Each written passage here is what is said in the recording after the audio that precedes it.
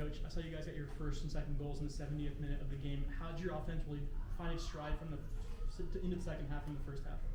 You know, I think this is one of those that momentum didn't just change all of a sudden. It was just building the whole game. And what I was proud of our team is we just stayed in it. We didn't get irrational. We didn't get uptight that we hadn't scored yet. We felt like we were the team on the front foot, but we didn't lose our cool or our composure. And so ultimately it just maybe wore them down a bit, maybe not. But by staying composed and staying in a rhythm, the chances were going to continue to come. And 90 minutes is a long time. And so fortunately for us, Skylar hit the bomb, and then the second one was awesome as well, with PD hitting an incredible serve, Chloe smashing it off the crossbar, and then it comes right back to her, so she finishes it. You know, that was a class serve from a freshman and a class finish from a sophomore. So we were so happy for those guys. But I just think it was one of those games where we just kind of stayed in it the whole time. We didn't really waver. Our level didn't go up and down a lot. It just kind of stayed, and that's hard to deal with. I'd rather have that than a bunch of highs and a bunch of lows, because you can get beat on the lows. That's what was happening at the beginning of the season. We had a lot of highs, but the lows were killing us. So today was very steady, and we just stayed with it. We looked like a more mature team today, which we're happy with. I don't know that we are, but we were that way today.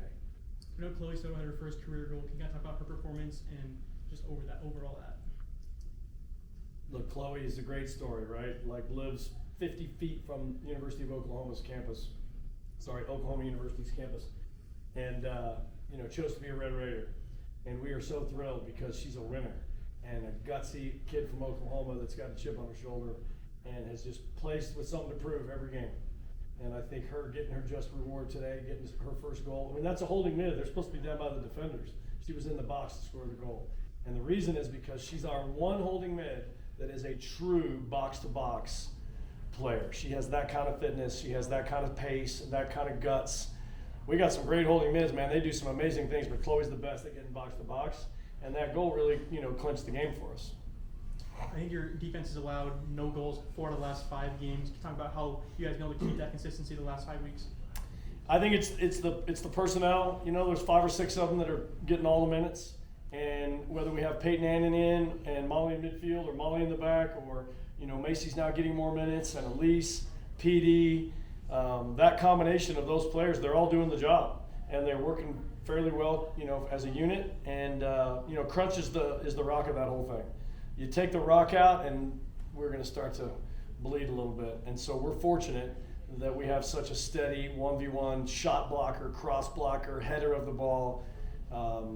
Crunch is kind of the foundation that we built that back line on. And Molly Skorzinski's having her best year as a college player, which we're so thankful for. Mm-hmm. I know several of the players have the EYT 24 tattoo on their knee, empty your tank. From your perspective, what does it mean to empty your tank? So that's what you think it means? Yeah, is that what it means? It does. We try to hide it. It's just the whole idea that you get 4 years, you get 20 games, and if you do well, you get more games. Why would you not empty your tank in every game? It's just that mentality. Like, why would you hold back? I'd rather lose and play and empty your tank than get beat and know you held something back. That's really just a mentality thing, and we didn't really embrace it early on, but we're getting there. We saw some kids empty their tank tonight, and now they got to fill it back up because Oklahoma State's right around the corner. Speaking of them, what have you seen so far from them? Notice the segue. What from Oklahoma State impresses you so far? Did they win tonight? I believe they did, yes. Oklahoma State, did they win? Did they concede? Actually, no, they play tomorrow. Actually, I'll let you check. They play tomorrow? Yeah, I believe so. The 19th. They can't play on a Friday. 0-0. Oh, yeah, I guess it didn't start. They tied? It's still going. Okay. What's impresses me about Oklahoma State is they have not conceded, nor have they lost. So no goals against, no losses. I mean, we know what it's like to get on a run like that, and it's difficult. So they're organized. They got a great spirit about them right now. They feel very comfortable at home. They're going to be a tough out. There is no question about that. I know Faith had some critical saves tonight. Can you kind of talk about her performance again? Yeah, Faith's been great for us. I mean, she's a little wild at times and pulls some rabbits out of a hat that she can make some plays a little easier.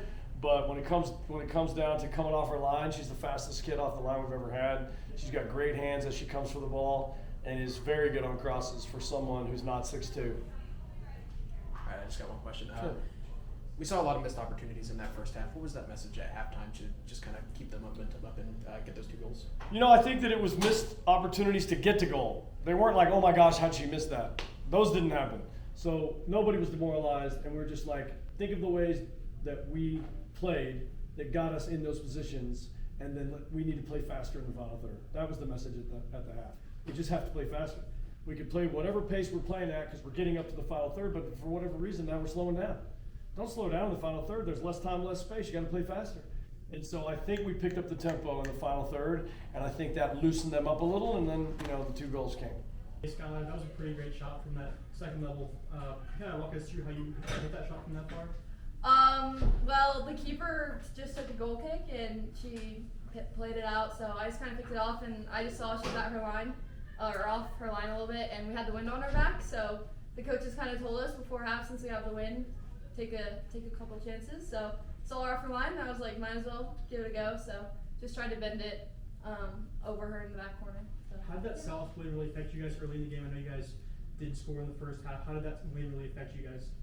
I think it gave us the confidence just to hit those big balls over, and also just definitely at the end, I think it helped us a lot just with getting the ball out and clearing it once we had the lead. So. I know Coach Stone mentions winning habits still matters when you're not winning on the scoreboard. How does that offensive possession, and you're going to keep driving them in the second half, how did that break their defense and you guys really take advantage of that? Well, I think we came in at halftime and we just kind of felt like we were dominating in possession and just really going hard at them. But obviously you can be dominating all you want, but it didn't matter because it was still 0-0. So I think we still had the mentality of we got to keep going, we got to get a goal, and then after that, once we get 1-2, we'll really close them out. So we're really proud of Chloe too for getting the second one, because I think that's just closing them out of the game too. So.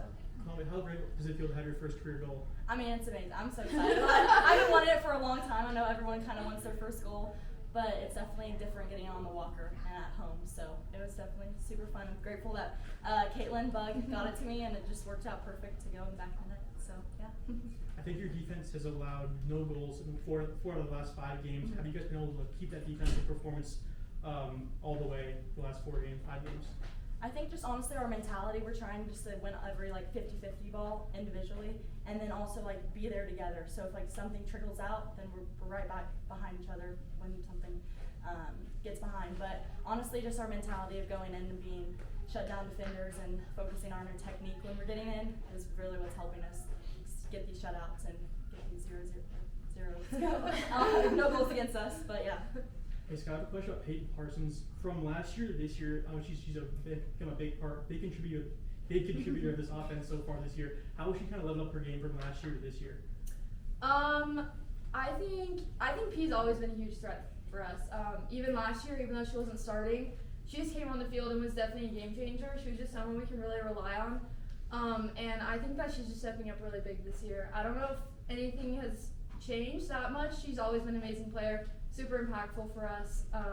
The Princeton game came out big in tournament, just all throughout last year. So I don't know if anything's necessarily changed, but I think that without anyone saying anything, she really stepped up this year and just got us going in goals, and really just was like, okay, we need a goal scorer, and I'm gonna be the person. So I think that's been really special that she was able to step up for us.